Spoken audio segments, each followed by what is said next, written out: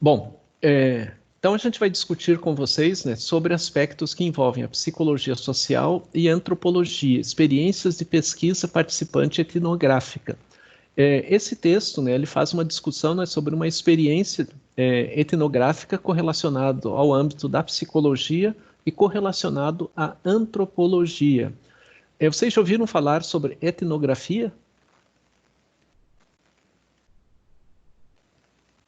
Já, mas eu não lembro direito o que seria. Uma coisa sobre raças, estudo das raças. Ethos significa o espaço social e cultural. Etnografia, né, é o estudo, digamos assim, dos grupos sociais e como que esses grupos se organizam, né? A etnografia é justamente a perspectiva de como que a gente vai entender determinados funcionamentos que os grupos sociais, em cada uma das suas demarcações, vêm a ter, e como que eles vão formando suas culturas, né? Seu ethos, né? Que é a característica de entender uma determinada característica de realidade. E pesquisa participante significa que o pesquisador ele não fica de fora daquilo que ele vai investigar. Ao contrário, ele vem a fazer parte do grupo que ele investiga. Fazer parte significa que ele sugere, que ele recebe orientações, que ele faz ações em torno daquilo que ele está investigando, o que quer dizer, né, que o pesquisador se envolve como parte do grupo que ele está estudando. E esse tipo de pesquisa no âmbito da psicologia é muito feito em investigações, em caracterizações no campo, né, da psicologia social, da psicologia comunitária, onde o investigador vai tentar entender uma determinada demanda social e se envolve com os grupos sociais, culturais que estão à sua volta, tentando entender as demandas que vêm a caracterizar um determinado grupo. Nessa pesquisa, né, organizada pelos psicólogos José de Lima, que vem a buscar entender as dimensões do entendimento da psicologia nas relações com a antropologia, a característica central em termos de investigação é justamente entender, né, como a psicologia pode intervir em determinadas áreas da sociedade, contribuindo para uma melhor saúde psíquica, um menor sofrimento psíquico, e dando aos indivíduos uma condição de empoderamento social, né, deles se sentirem sujeitos da sua história, dos espaços da onde eles participam. Essa pesquisa ela se desdobrou com andarilhos. Andarilhos, né, como que a gente poderia chamar, ou melhor, como que as pessoas denominam os andarilhos?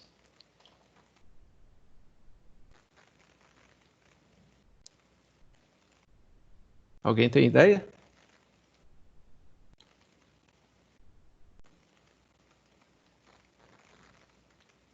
Não?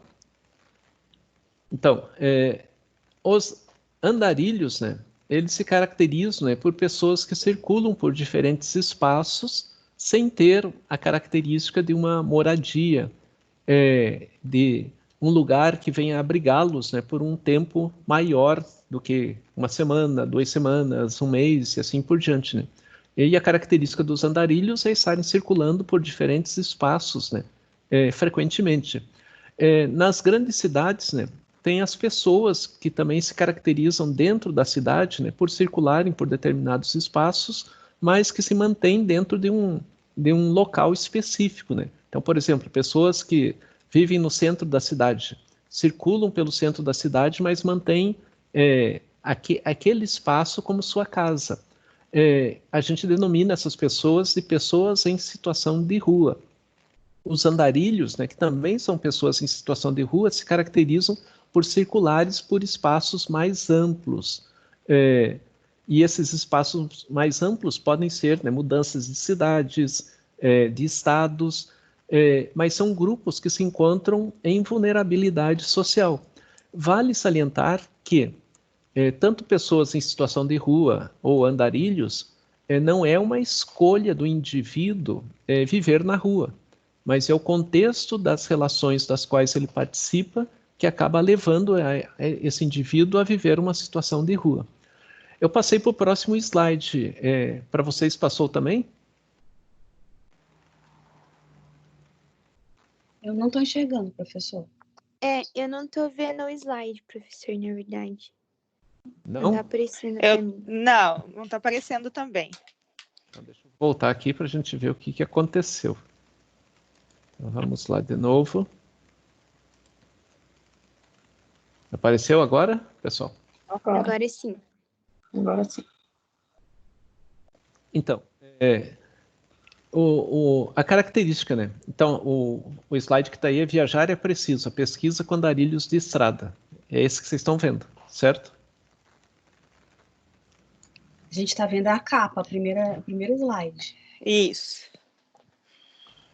Então, acho que eu vou reduzir aqui. Agora foi. Eu vou fazer nesse molde aqui menor, porque quando coloca no maior, vocês não estão conseguindo acompanhar, quando eu coloco no modo de apresentação. Então, vou nesse slide aqui.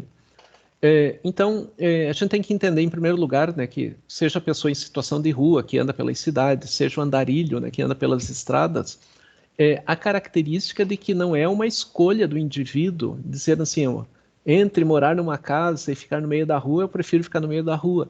Entre ter uma boa alimentação e ter uma péssima alimentação, eu prefiro uma péssima alimentação.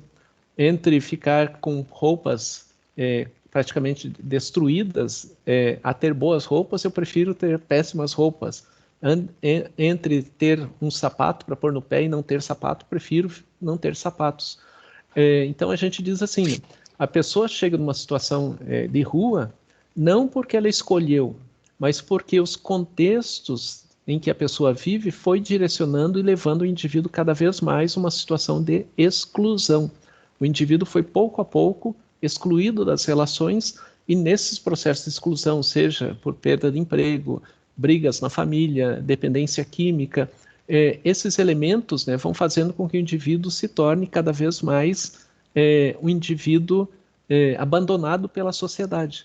E nesse abandono, o que vai caracterizar é que o indivíduo vai buscar caminhos de sobrevivência, né, que são os caminhos mais incertos.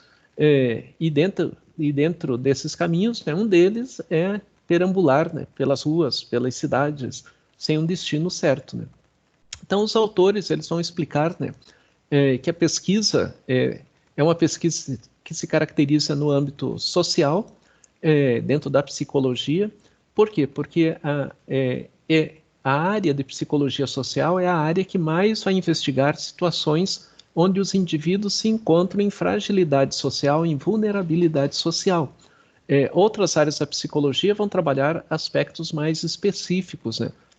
Por exemplo, psicologia do trabalho, a questão do trabalho, psicologia do esporte, como se dá as relações com atletas, a psicologia clínica, né, o indivíduo lá naquele espaço relatando seus problemas, e a psicologia social, ela vai em busca de entender os indivíduos que estão vulnerabilizados dentro da sociedade, né, empobrecidos pelo sistema social e econômico que vivem.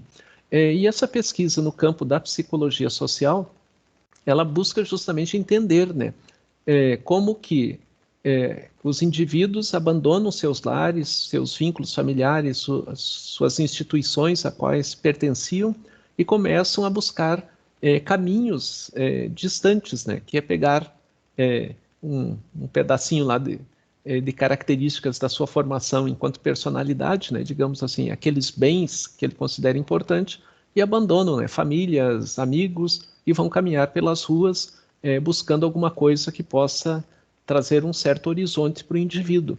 E a característica da pesquisa justamente né, por que as pessoas entram numa situação, né, de andarilhos e o que eles vislumbram para o futuro, para a vida, né? Quando pegam uma sacola, põem nas costas e vão em busca do quê? Vão em busca de que tipo de sonho? Querem construir o que a partir desses descaminhos da vida? O tema, né, que os autores procuraram enfatizar, né, é o viajar é preciso, né? Mas viajar para onde, né? Caminhar para onde, né? Qual o destino, qual a singularidade? Claro que nós, né, que temos uma formação social, relações culturais dentro dos nossos espaços, para nós é difícil entender, né, como que alguém andando um caminho errante, né, pela vida está buscando o seu futuro, suas perspectivas de uma vida melhor, né? Como caracterizar isso, né? Como entender a mente, as análises de um indivíduo, né, que tem como característica circular pelo mundo. E como que esse indivíduo entende o caminho que ele veio a seguir, né? Então, a pesquisa, né, teve como finalidade entender os aspectos antropológicos que vão formando, né, a condição humana, né? Porque quando a gente pensa no ser humano, a gente entende que o ser humano vive em grupos. E o que faz, né, uma pessoa sair dos seus grupos e caminhar, né, pelas ruas, né, em situações, né, que possam ser caracterizadas como de abandono, né? O que os pesquisadores perceberam, né? Que basicamente as pessoas em situação de rua, os andarilhos, né, perambulam por acostamentos das rodovias do Brasil, né, sem se caracterizar por um destino, né? Para onde vão, né? Apenas vão, né? Não sabem se estão indo para o norte, se estão indo para o sul, se querem atingir uma determinada cidade, se querem encontrar um lugar de apoio, mas é o contrário, né? São indivíduos que circulam. E nesse caminhar, né, buscam proteção aonde for possível, né?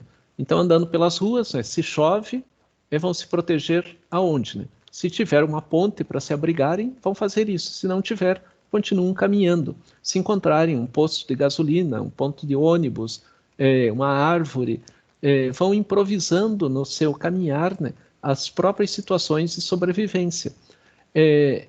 Quando eles, né, têm elementos, né, que implicam em fragilidades, né? Como ter acesso dentro desse percurso à alimentação, a roupas, a banhos. E muitas vezes, né, esses andarilhos, né, são acolhidos por pessoas que estão no dia a dia ali circulando pelas rodovias, né? Como, por exemplo, caminhoneiros que param para dar um certo apoio, funcionários de postos que oferecem alimentos, pessoas que veem o andarilho, né, numa situação de miserabilidade e tentam auxiliar de alguma forma. Mas esses indivíduos, né, têm uma característica, como a pesquisa revela, de que muitas vezes, né, por mais que se tenha uma orientação de que eles poderiam ficar num abrigo, ficar num local que desse um certo equilíbrio para a vida deles, mas eles acabam não permanecendo nesses espaços e voltam a circular, né, pelas rodovias, pelos caminhos incertos, buscando qual destino, né? Que é essa grande pergunta, né, que a própria pesquisa faz, né? A característica, né, dos pesquisadores foi justamente entrar em contato com os andarilhos e, a partir do contato com eles, acompanhar o percurso, né, que eles fazem em determinados momentos, tentando entender, né, qual é a finalidade, né, como que se dá a produção de saúde desses indivíduos, né, e saúde mental, especialmente, né, e como que esses indivíduos podem buscar possibilidades, né, de segurança, de futuro, de características de vida, né. Uma das coisas, né, que os pesquisadores percebem, né, ao investigar os diferentes andarilhos é a característica, né, do chamado nomadismo. Nomadismo é a condição nômade que os indivíduos assumem, que é estar andando em busca de outros lugares em relação aos lugares que viviam, sem ter como característica a permanência, né? Então, é um grupo que circula constantemente.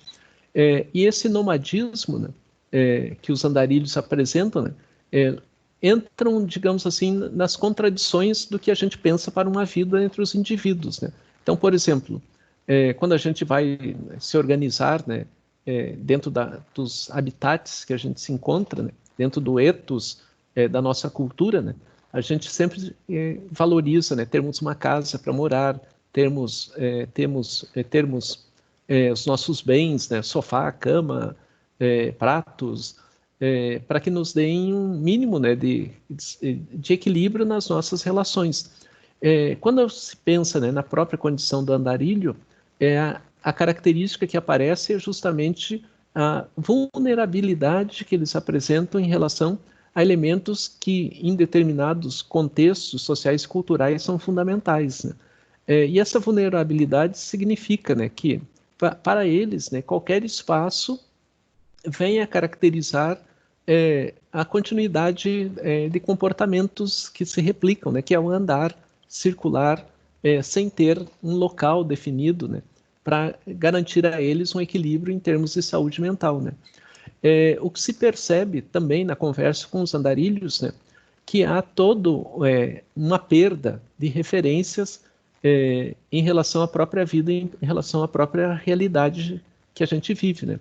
Essas perdas de referências, elas afetam tanto a saúde física do indivíduo quanto a saúde mental, que levam os indivíduos, né, a uma situação, né, de fragilidade.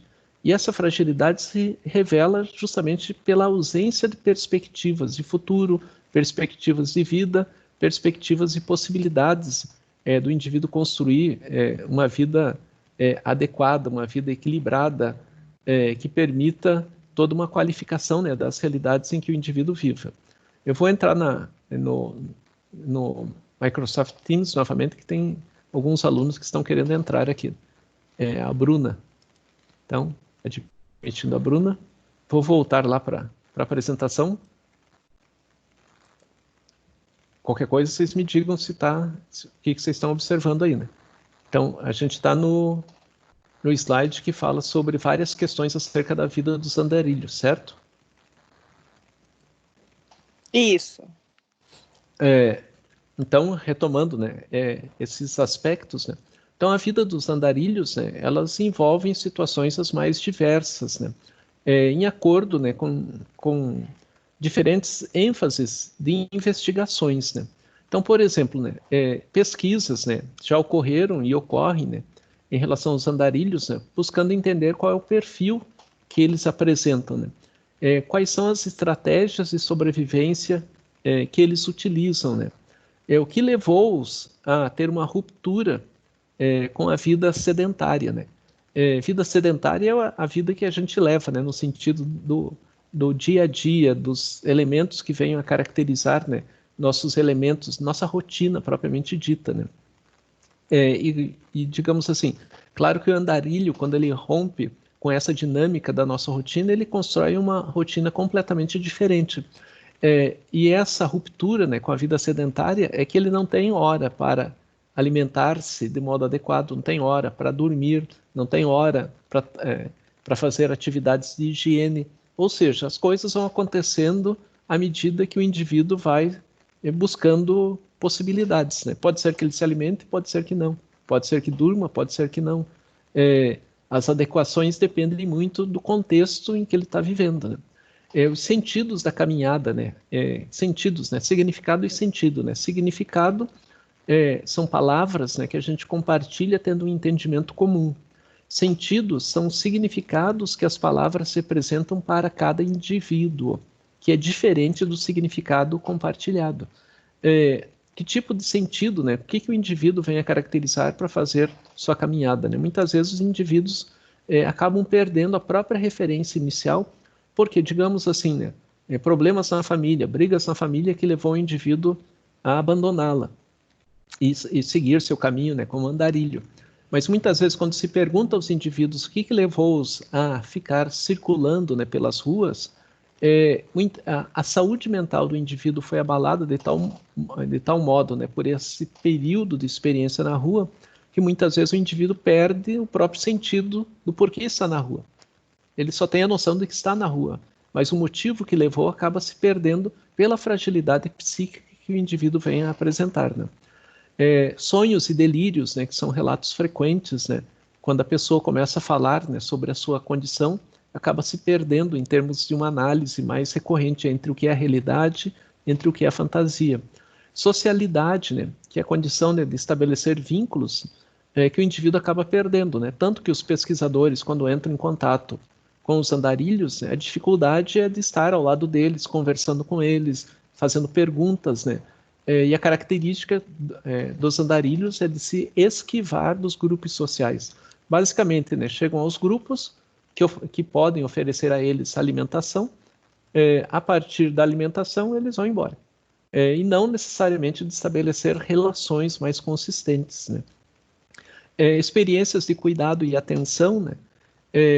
A característica predominante nos andarilhos é de que eles são indiferentes aspectos que venham a ter uma proteção da sua saúde, seja saúde física, seja saúde mental. E eles fogem desses contatos, né? Ou seja, tem que ter uma boa persuasão de quem resolve, né, se preocupar, né, com os andarilhos, para que eles possam ter um cuidado mais adequado, justamente pelas dificuldades de socialidade que eles venham a apresentar, né? Outro aspecto bastante comum dos andarilhos, né, é o desequilíbrio mental, né? Ou seja, os indivíduos circulam, mas não têm uma noção adequada sobre si mesmos, né? Como a gente comentou, né, o motivo que levou a pessoa a sair à rua, né, a viver nas ruas, muitas vezes se perde porque justamente por causa do desequilíbrio psíquico que o indivíduo vem a apresentar, né? Esse sofrimento mental acaba caracterizando, né, a perda de referências por parte do indivíduo. O uso de álcool e outras drogas, né, se torna algo regular, né? Pela facilidade que o indivíduo tem do acesso ao álcool, ele faz, digamos assim, como o alimento da sua vida, né, da sua trajetória.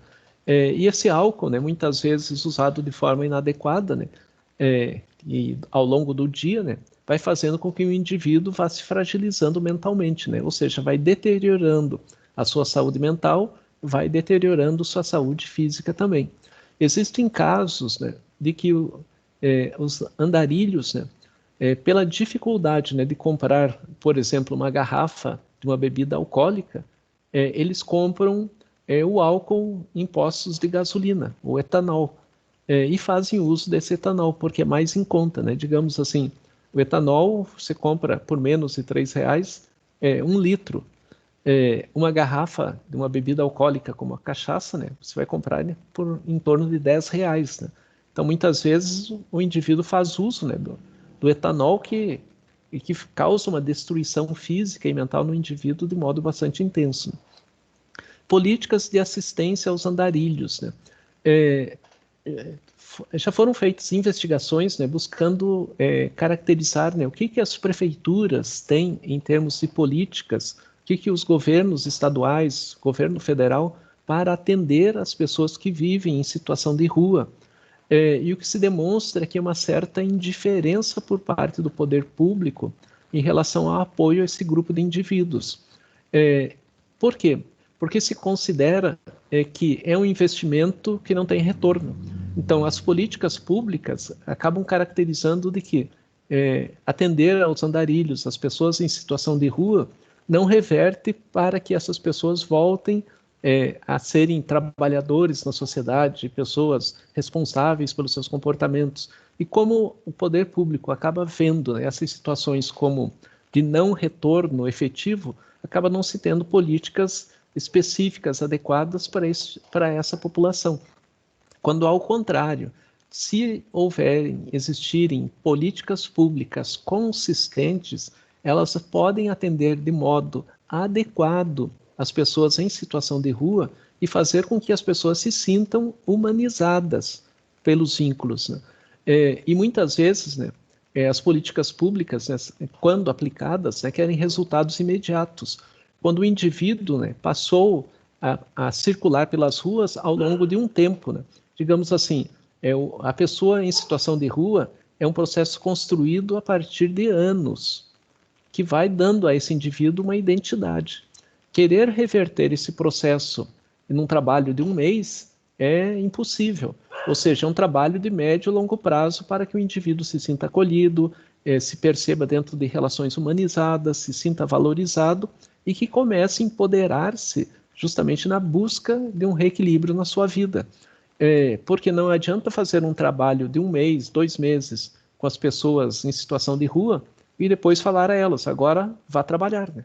Vá morar na sua casa, quando a pessoa não tem casa e não tem emprego.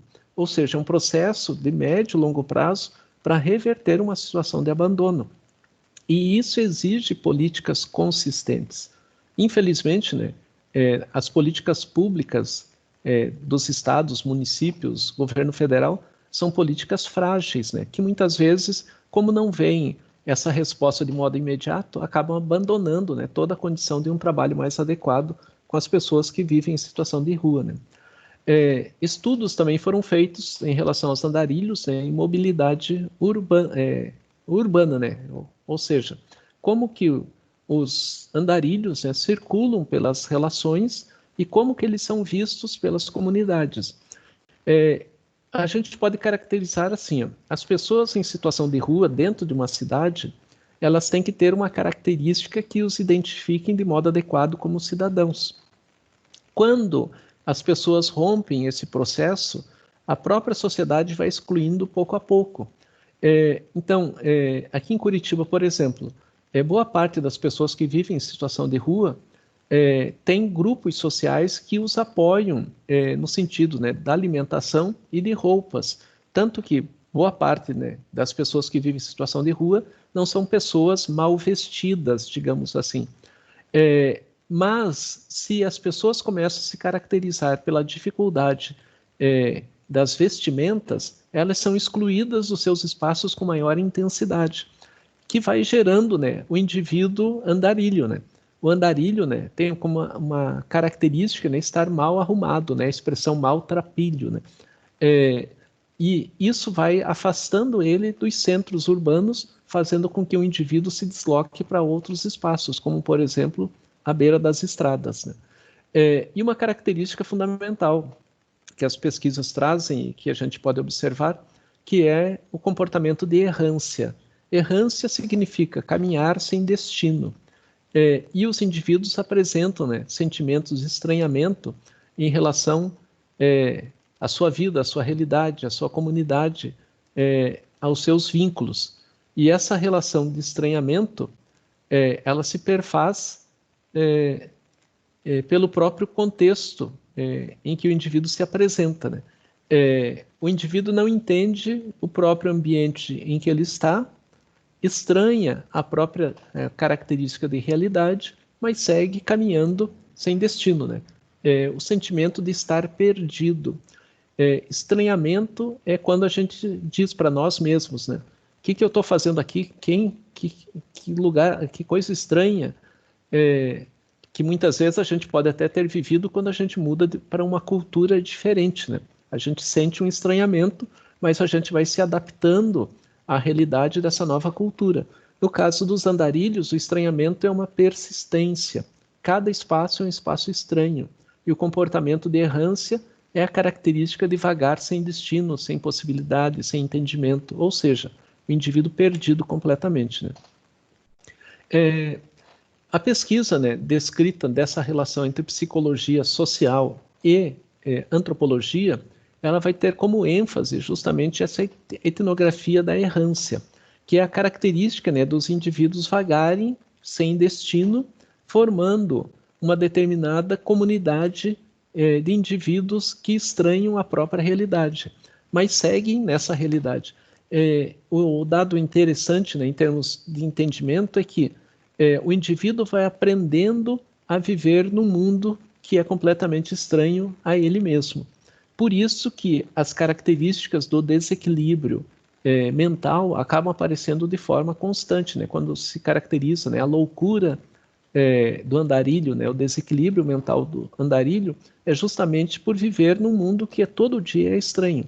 Se a gente pensasse, né, na nossa própria realidade, né, se cada dia que a gente acordasse, a gente estivesse dizendo onde que eu estou, que mundo é esse, quem está do meu lado, a nossa vida seria um desequilíbrio frequente, diário.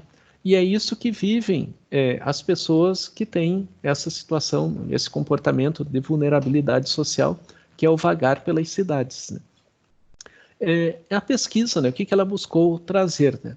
Vocês estão acompanhando o slide aí comigo, né?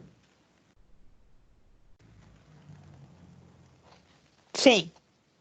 Então, a gente vai discutir agora as questões, né, que trazem por base, né, toda uma perspectiva de entendimento sobre o que é o comportamento errante, né, dos indivíduos, né? Dom Quixote, o cavaleiro errante, né? Já ouviram falar, né? Dom Quixote, cavaleiro errante, era aquele que lutava contra moinhos de ventos, né? Então, moinhos de ventos, aqueles moinhos que se caracterizam da cultura holandesa, né? Então, Dom Quixote, quando se deparava com lutava contra eles, né? tentando vencê-los, né?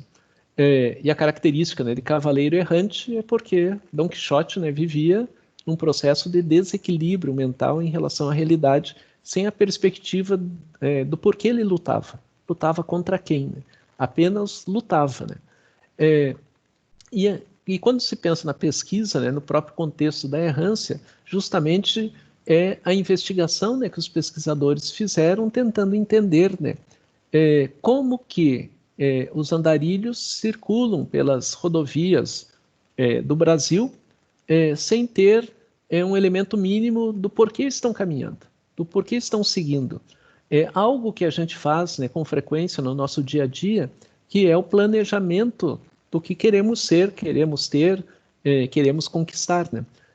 Vocês, por exemplo, né, quando vocês adentram o curso de psicologia, tem um planejamento em relação ao próprio curso. Né? É um curso de 5 anos, onde vocês estão no início desse processo, mas daqui 4 anos vocês terão uma formação, e com essa formação vocês vão adentrar a uma possibilidade significativa e importante, né, de êxito profissional, em que vocês vão caracterizar o domínio de uma área do conhecimento que é a psicologia. Ou seja, a gente estabelece previsibilidade, possibilidades que nos deem segurança em relação ao próprio caminho da nossa vida. E a investigação com os andarilhos foi justamente entender, né, como que eles seguem a vida, continuam a circular, sem ter essas previsibilidades, esses planejamentos, simplesmente seguindo os caminhos, sem ter a própria noção, né, de adequação, de entendimento, de compreensão de quem são eles, quem somos nós, né? E como que a gente busca elementos que nos deem equilíbrio, né? Então a gente busca, nós, né, buscamos frequentemente elementos que possam nos dar estabilidade. E essa estabilidade que faz o nosso percurso prosseguir, né? A gente busca equilíbrio, busca uma realidade dinâmica, busca uma valoração das relações entre os indivíduos, e à medida que não se tem, que é o caso dos andarilhos, porque eles continuam a caminhar? Porque eles continuam a seguir? O que eles esperam da vida? Ou seja, os andarilhos são pessoas que seguem todo um caminho dessa errância, sem ter perspectivas de futuro, a não ser a única, que é caminhar. E aí a pergunta que se faz, né? Por que os indivíduos seguem essa trilha, seguem esse caminho, seguem esse roteiro, sem ter uma previsão mínima de onde eles querem chegar, né? A característica é, nós queremos ir para onde? Não tem resposta. Por quê? Não tem resposta. Como? Não tem resposta. Mas tem apenas o comportamento de seguir em frente, a persistência em seguir em frente. O que se observa, né, nos andarilhos, né, que a característica fundamental é que o espaço deles são os acostamentos de rodovias, onde eles se caracterizam, né, de forma extremamente precária. Talvez com um carrinho puxando uma coisinha ou outra, talvez com uma sacola, carregando algumas roupas, talvez água, talvez bebida alcoólica, mas sem um sentido específico do próprio comportamento, da própria ação, né, do movimento que eles estão fazendo.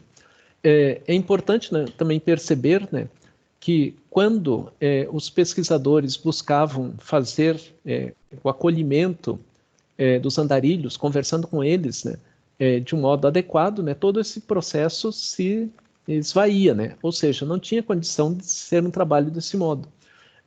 O que se percebia na busca, né, de dados, né? Então, quando a gente vai fazer uma pesquisa, a gente entra em contato com os que participarão da pesquisa, a gente marca um local, né, para fazer a entrevista, a gente agenda um determinado horário, a gente senta-se ao lado da pessoa num espaço adequado, privativo, e a gente começa a fazer perguntas e a pessoa vai respondendo. No caso dos andarilhos, né, a pesquisa não se dá desse modo. Você tem que encontrar o andarilho e caminhar com ele numa situação que muitas vezes o andarilho é hostil a quem quer entrar em contato. Ele não quer conversar, né, os problemas de socialidade. Eu não quero conversar com você, eu quero que você fique longe. e também muitas vezes envolvidos na própria dinâmica da saúde mental, né? Então não é um processo simples e fácil de sentar-se e começar a conversar durante uma hora e meia, e a pessoa ali vai falando sobre os elementos da sua vida. Tanto que nas pesquisas feitas com diferentes andarilhos, né, elas se dão no caminho que o andarilho vai fazendo, né? Num ambiente barulhento, que é à beira da estrada, com respostas evasivas que a pessoa vem a dar, né? Ou nem responder a determinadas questões, e a dificuldade de se estabelecer um contato que seja contínuo, né? O que quer dizer? Eu entrevistando um andarilho hoje, quando que eu vou entrevistá-lo novamente para dar continuidade a esse mesmo andarilho, a minha coleta de dados, né? Muitas vezes eu vou perder esse indivíduo, né, dentro do espaço, dentro das ações, dentro das situações, pela dificuldade que se tem em termos de manter uma relação de saúde mental equilibrada com os indivíduos, né, na sua adequação. Por exemplo, em indivíduos que estão dentro da cidade, né, pessoas em situação de rua, a gente pode localizar os espaços que eles frequentam no seu dia a dia. Ou seja, a pessoa se desloca por um espaço que se repete durante semanas, meses e assim por diante. Ao andarilho, que está na beira da estrada, a característica é de que ele vai a cada momento para um local diferente. E acompanhá-lo num trabalho de pesquisa se torna bem mais difícil, bem mais complicado. Por quê? Porque a gente não sabe exatamente onde ele estará e nem ele mesmo saberá. Se a gente perguntar, você pretende estar amanhã onde, né? Nem a própria pessoa sabe, porque ela pode fazer o caminho de ida, como pode fazer o caminho de volta, e pode pegar caminhos, né, diferentes daquele percorrido até então, né? Todo o processo, né, de investigação em relação aos andarilhos, né, ele se caracteriza por ser provisório, por ser instável e correlacionado, né, como os autores dizem, é uma situação de caos, né? Porque os dados que eu conseguir coletar, tentando entender, né, essa etnografia errante do andarilho, dificilmente eu vou conseguir tê-lo novamente num segundo momento. Ou seja, né, quanto mais o pesquisador, né, num tipo de pesquisa como essa, se desdobrar na busca de um aprofundamento dos conhecimentos correlacionados à condição de vida dos andarilhos, no determinado momento específico da coleta de dados, mais ele vai ter consistência nos dados coletados. Porque, digamos assim, não vai ter um segundo momento para isso, não vai ter um segundo momento para retomar aquilo que foi colocado. Então, o elemento essencial, né, que o pesquisador venha a ter, né, no âmbito aí da psicologia social, correlacionado com as investigações em antropologia, é caracterizar de forma adequada o grupo social que está sendo investigado e, ao investigar, poder ter desse indivíduo o máximo de dados possíveis, né? Levando em conta que a gente pode se deparar com situações em que o andarilho não responda a nada.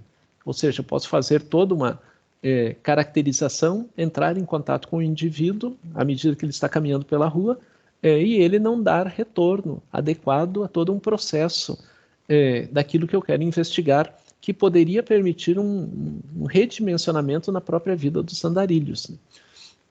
Também é importante, né, que a gente entenda que todo o processo, né, do contato com pessoas, né, que vivem essa situação de vida na rua, né, propriamente dita, né, não deve ser, digamos assim, né, eu quero fazer a pesquisa para entender melhor a vida de um andarilho, mas eu não devo alterar a dinâmica de vida desse indivíduo, criando situações que levem a ele a um maior desequilíbrio, né, na sua própria condição mental, psíquica.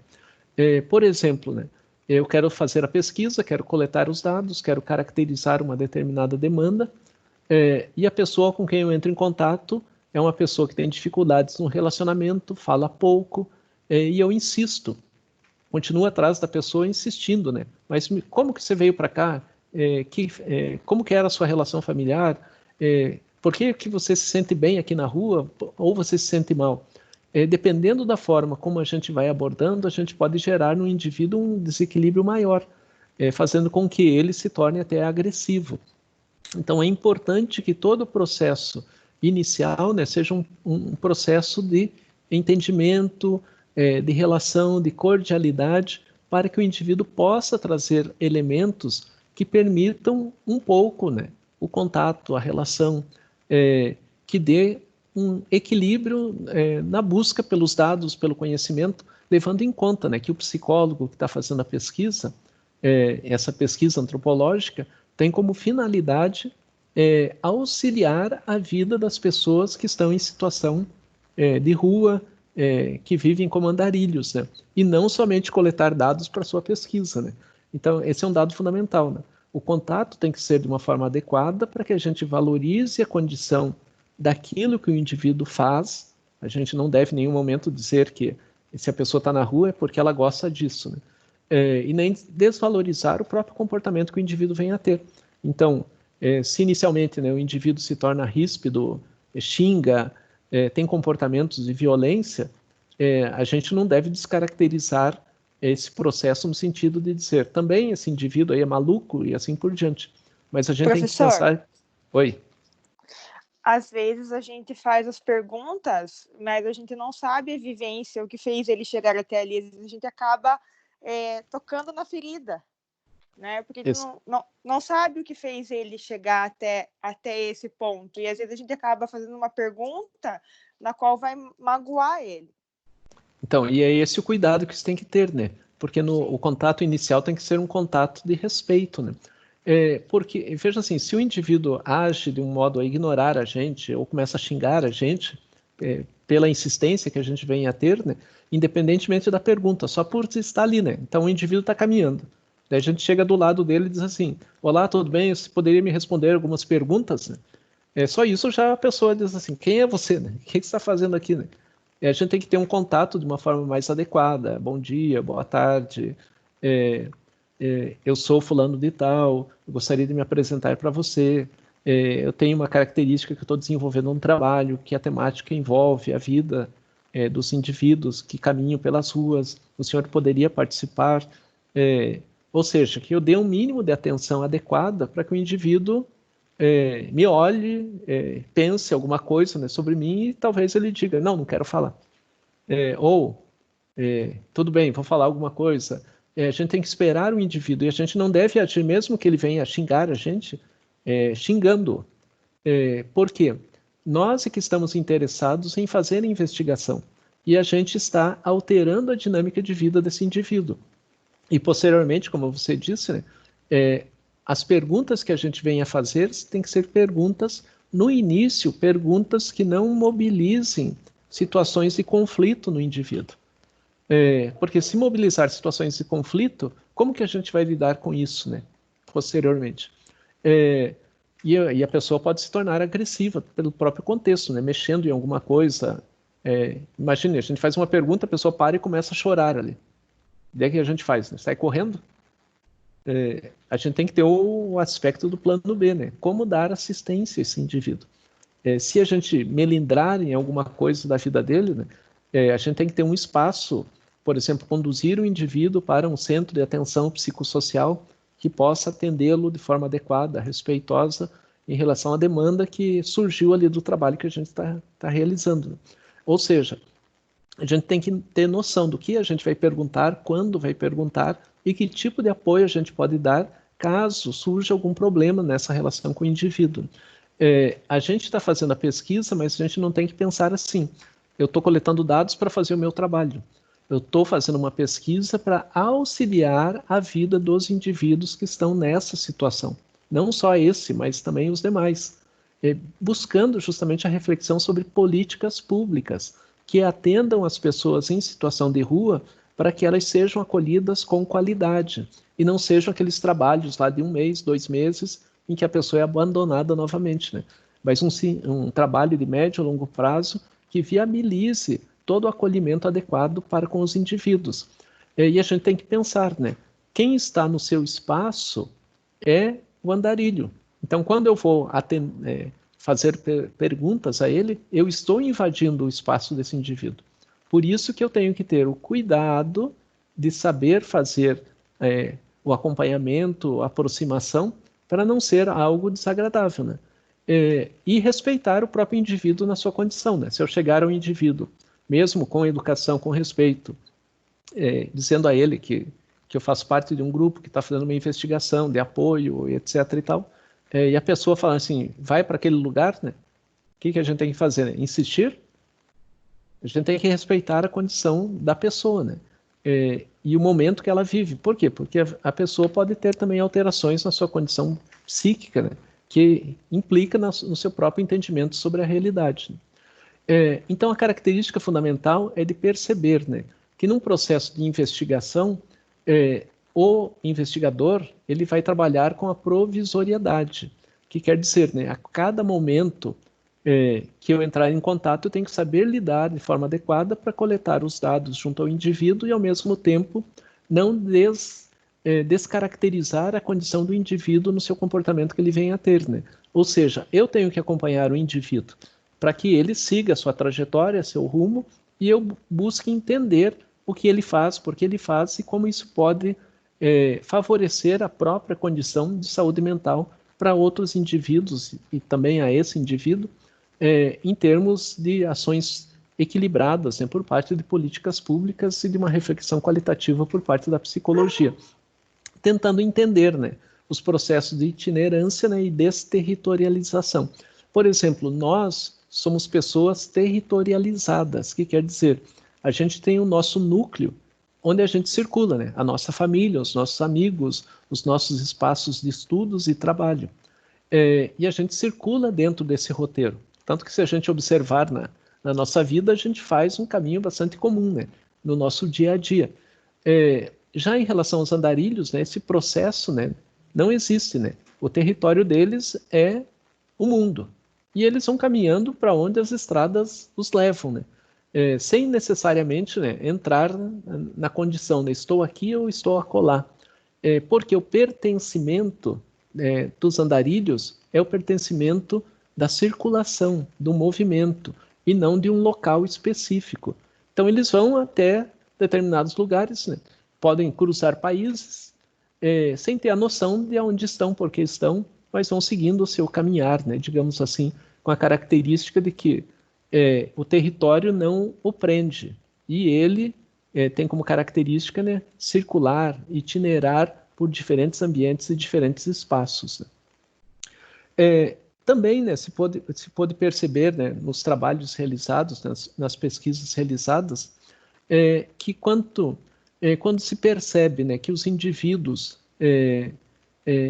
estão fragilizados, né, então, basicamente, né, o andarilho é uma pessoa fragilizada nas suas relações sociais, que vai perdendo a noção de grupo, a noção, né, de valoração, e que vai fazendo com que o indivíduo comece a abandonar seus espaços de forma bastante intensa.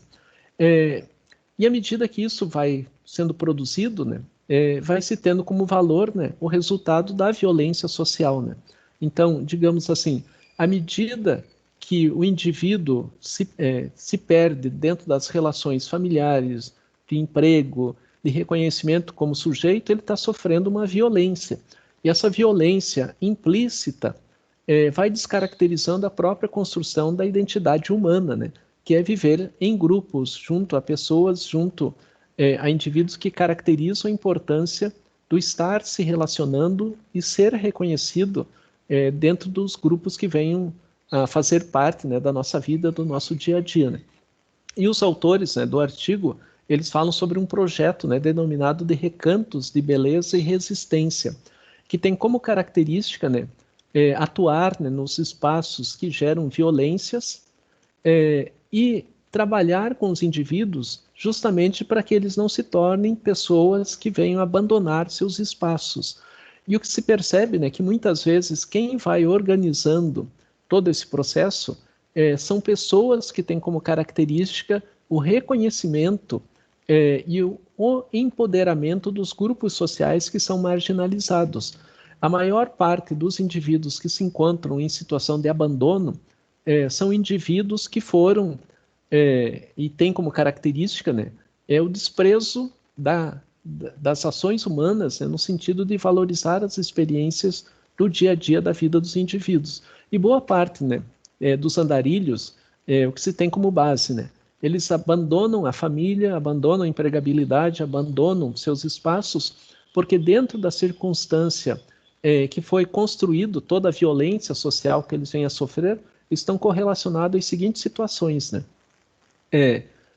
Falta de apoio dentro de um ambiente familiar correlacionado, né, pelas dinâmicas da habitação, né, ter a casa própria, não ter a casa própria, morar num bairro seguro, não morar num bairro seguro, acesso à educação de boa qualidade, acesso à saúde pública de boa qualidade, acesso às condições de saneamento básico, acesso a habitats, né, que deem base de segurança aos indivíduos. À medida que o indivíduo vai perdendo todas essas bases de consistência, e cada vez mais o indivíduo vai entrando num processo do medo do seu dia a dia, é que esse elemento vai fragilizando as relações familiares, relações de trabalho, e que levam os indivíduos a abandonar a perspectiva de vida, né? Não sendo resistentes às intempéries, né, que a própria vida humana vem a colocar. E o projeto, né, Recantos de Beleza e Resistência, é um espaço que tem como finalidade acolher os indivíduos para que eles reconstruam sua dinâmica de vida e se reinsiram dentro de uma sociedade organizada qualitativamente e que dê aos indivíduos toda uma base de construção da sua vida, né? Como eu disse para vocês, isso não é de curto prazo, é de médio e longo prazo.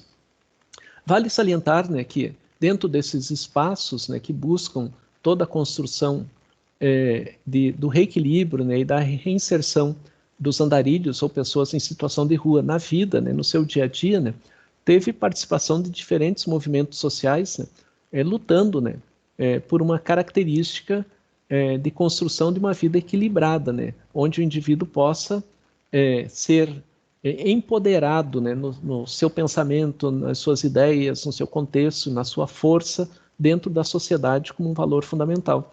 E um grupo, né, vinculado à Igreja Católica teve um papel fundamental dentro da construção da autonomia e das possibilidades, né, dos indivíduos que se encontravam em situações de marginalização social. Esse grupo religioso, né, se chamava Teologia da Libertação. Vocês já ouviram falar sobre a Teologia da Libertação?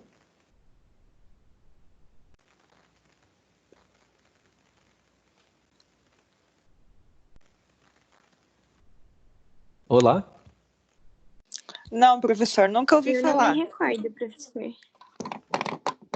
Então, brevemente, né, falando para vocês assim, Teologia da Libertação. Teologia da Libertação foi um grupo que surgiu na América Latina de padres jesuítas e depois outros padres franciscanos acabaram também se envolvendo na base da Teologia da Libertação, que tinha por base o seguinte, né, que a gente não deve pensar numa vida boa após a morte, né, mas que a vida tem que ser uma vida adequada, com direitos sociais na Terra, né? Ou seja, que a gente tenha uma vida digna. E a Teologia da Libertação teve um olhar voltado para os pobres, né? Tentando recuperar as ideias cristãs, né? No sentido de que a igreja não deve ser um espaço para ricos e para formar riqueza.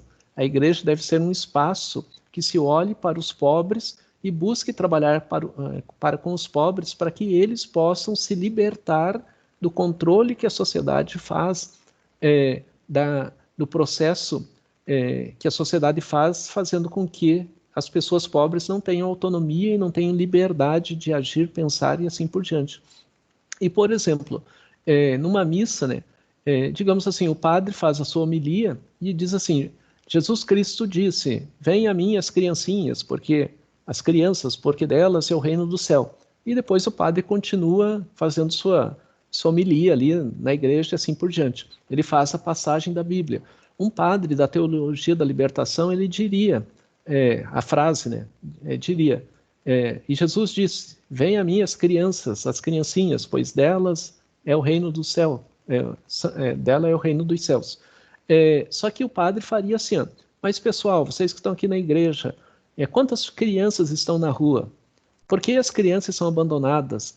Vamos nos orfanatos ver o que está acontecendo com elas. Como que a gente pode ajudar as crianças que estão aí dormindo na rua? Ou seja, um padre da Teologia da Libertação, ele faria um debate, uma discussão buscando formar consciência nos indivíduos para um olhar atento aos que são excluídos. E à medida, né, que tem todo esse papel, né, é buscar fazer com que as pessoas pobres, excluídas da sociedade, não sejam marginalizadas, mas sejam incluídas como pessoas de direito, pessoas de respeito, que mereçam ter uma vida digna como os demais venham a ter. Então, a teologia da libertação despertou, né, muitas críticas por parte de quem está do outro lado, né, no sentido da riqueza, dizendo que a teologia da libertação gerava nos pobres revoltas, quando deveria aceitar, né, que quem é pobre, nasceu pobre, a vida tem que ser essa. E quem nasceu rico, a riqueza já faz parte da sua dinâmica de vida. Então, a teologia da libertação sofreu diversas perseguições, crises, mas tem como base, né, justamente a ideia de construir uma vida digna para as pessoas que estão excluídas socialmente. E a teologia da libertação formou grupos e espaços, né, para atender também os andarilhos, né, as pessoas em situação de rua buscando um equilíbrio melhor, uma vida digna para esses indivíduos. No Brasil, o teólogo mais conhecido, né, da teologia da libertação é o Leonardo Boff, e tem um outro que é o Frei Beto. Então, Leonardo Boff e Frei Beto, né, são representantes no Brasil da teologia da libertação. Quando se pensa em beleza, né, a beleza, né, ela tem que ter como característica, né, a superação da tristeza, da dor, do sofrimento e a valoração do seu contrário, né, a alegria, a leveza, a comunhão, né, comunhão no sentido, né, de comunidade, né, de indivíduos se entrelaçarem e com isso buscarem um equilíbrio entre as suas relações. A ideia de beleza é a ideia de construir todo um espaço de sociedade onde as pessoas se importam com as outras e vão construindo relações que deem equilíbrio, solidez e adequação. E essa ideia do projeto, né, Recantos, né, da beleza e da resistência, é justamente a ideia de valorizar as conquistas que os indivíduos possam vir a ter e o empoderamento social também, né, dando aos indivíduos toda uma adequação em relação às suas dinâmicas de vida, né. E a pesquisa, né, quando ela vai fazer todo esse percurso buscando entender, né, como que etnograficamente os indivíduos vão se organizando, procurou destacar, né, todo um processo que fundamentalmente, né, mostrasse que as pessoas em situação de rua são pessoas que merecem respeito, os andarilhos merecem respeito. E o entendimento das situações, né, que fragilizam tanto a condição física quanto a condição mental desses indivíduos estão relacionados às situações de descasos, indiferenças para com a vida dos indivíduos propriamente ditos, né? A discussão, né, que os autores trazem a partir desse espaço, né, de resistência, de beleza, é justamente poder trabalhar com os indivíduos de modo a trazê-los para uma característica cada vez maior, né, de inserção na vida e no seu dia a dia. Porque pensar, né, que a própria condição do andarilho venha se caracterizar no abandono, né, na perda de referências, né, no seguir caminhando sem destino algum, é justamente a perda da própria condição humana. E é fundamental, né, que se construa na relação com os indivíduos elementos seguros para que eles não se tornem andarilhos e aqueles que estão em situação de rua possam regressar a espaços do convívio, do respeito, que deem possibilidades a eles, né, de estarem vinculados ao relacionamento social, ao vínculo social, ao equilíbrio entre os indivíduos, né? E todo o processo etnográfico, né, ele vai justamente buscar esse espaço da convivência, do compromisso, das relações afetivas e do seu equilíbrio, procurando demonstrar, né, que a condição do ser humano é de conviver com o humano e entender as perspectivas que levou à própria evolução dessa espécie. Então, o ser humano não é um animal que circula por espaços sem ter para onde ir, mas indo.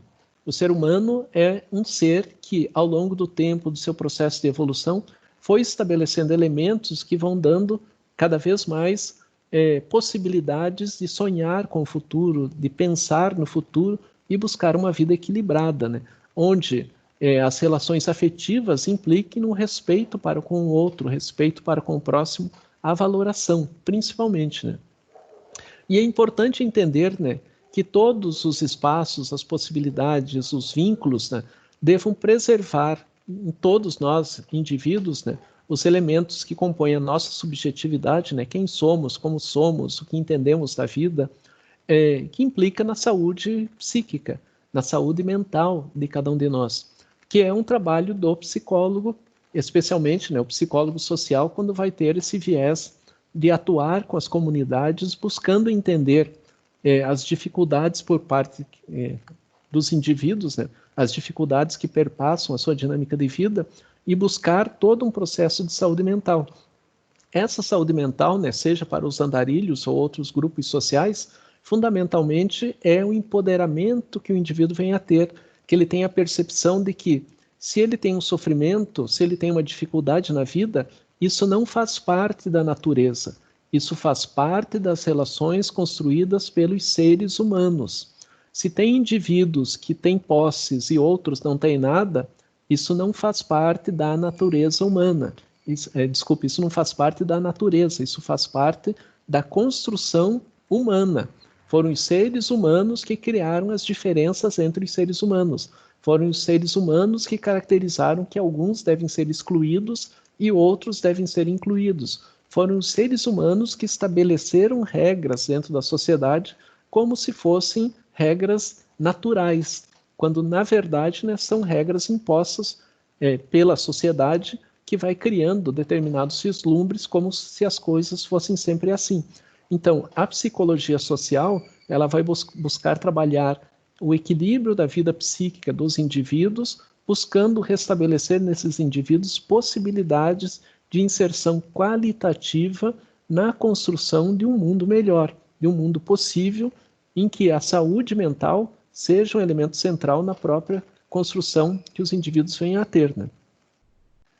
E essencialmente, né, e fechando aqui a própria discussão do texto, né, a psicologia social, na sua inter-relação com a antropologia e nos estudos etnográficos, busca entender, né, como que as pessoas vão se transformando dentro dos ambientes sociais e como que esses ambientes sociais, né, desde o contexto micro para o contexto macro, vai criando perspectivas em que a exclusão social muitas vezes se torna uma regra e não a inclusão.